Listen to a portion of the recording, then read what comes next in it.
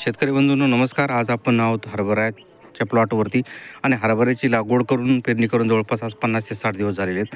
आणि याच कालावधीमध्ये हरभरा पिकामध्ये फुलधारणा ही बऱ्यापैकी होत असते. आता आपण पाहू शकता अशा पद्धतीने फुलधारणा हरभरा पिकामध्ये झालेली आहे. परंतु याच कालावधीमध्ये काय झालेलं आहे की ढगाळ वातावरण च्या परिस्थितीमध्ये वातावरणाच्या बदलामुळे काही हरभरामध्ये फुलगळतीचं प्रमाण आपल्याला दिसतंय आणि काही अळीचंही प्रमाण त्या ठिकाणी आपल्याला या वातावरणाच्या बदलामुळे दिसणार आहे.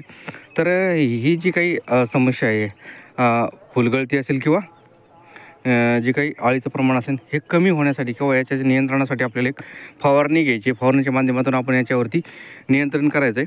तर या फवारणीमध्ये कुठले औषध घ्यायचे याच्या बाबतीत थोडक्यात आपण चर्चा करणार आहोत.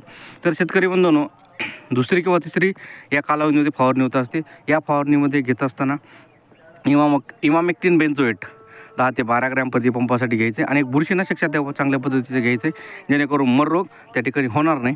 ज्यामध्ये ॲजेस्ट्रोबिन प्लस डायपेनाकोनाझोल किंवा ॲजेस्ट्रोबिन प्लस टेबुकोनाझोल अशा प्रकारचे जे काही कंटेंट मार्केटमध्ये आहेत ते 20 ml प्रति पंपासाठी घ्यायचे आहे.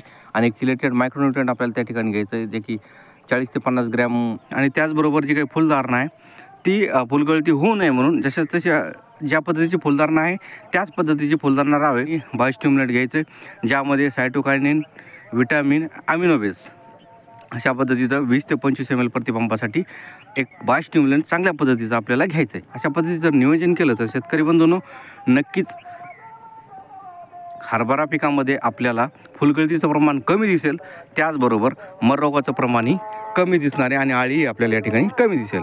शेतकरी बंधूंनो, व्हिडिओ कसा वाटला एक लाईक करा आणि सबस्क्राईब करायला विसरू नका. धन्यवाद.